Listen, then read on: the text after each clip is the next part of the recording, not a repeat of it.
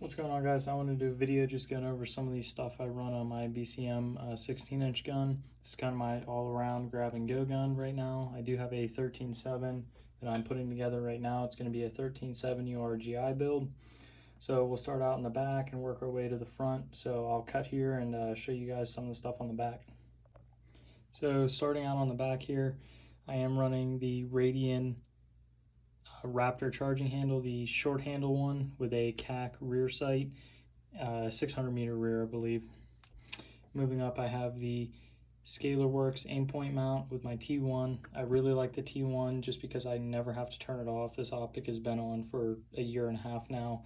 I do plan on switching the batteries here in a couple months, but so far no issues. Always leave it on. That's why I use this over my EOTech, just because I don't have to turn this on and off. I can leave it on and grab it and go. Moving up past the aim point there, this is a battery caddy made out of Kydex that I actually make myself with M-LOK mounting hardware. A lot of people thought that this battery caddy wasn't really going to work, and I kind of thought the same thing too, just because of the way you kind of have to mount it on the gun in line with the recoil. I put about 1,500 rounds through the gun with the caddy on, and a couple hundred rounds in one day. I think I shot 400 or 500 rounds in a day once. And no movement in the battery. Even when the gun got hot and the Kydex heated up a little bit, battery did not move, Kydex did not fluctuate, it didn't loosen up like Kydex does when it gets really hot. Moving on from there, I have arc band just to do a little cable retention on my Surefire pressure switch. This is the one that clips onto the rail. I like it a little more than their other option just because there's, it's easy. You just pop it on the rail and then you don't have to Velcro it to your rail or anything. Moving on from there, I have the Rail Scales G10. I believe this is a 3 or 4 M-LOK slot grip, the larger one they make for the sides. I should have got one for the bottom, but it's too late now.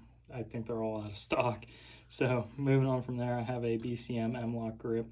I rotate these backwards just to give me a little more cant toward the front. It helps me get a little bit better grip on the rail.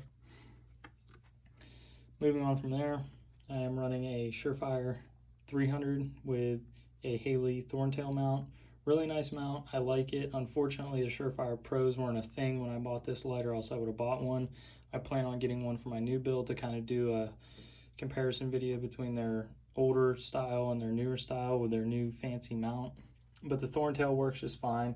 You do have a little bit of adjustment, as you can see with those holes right there. You can kind of fine tune the light to where it needs to be to clearance any lasers or anything on the front of your gun. Up top here, this is a CAC flip up front. Everybody's seen these, nothing special.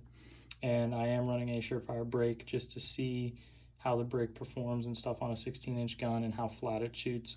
I do plan on changing this to a 3-prong or a war comp. I have a war comp going on my other gun that I'm building, that 13.7 URGI.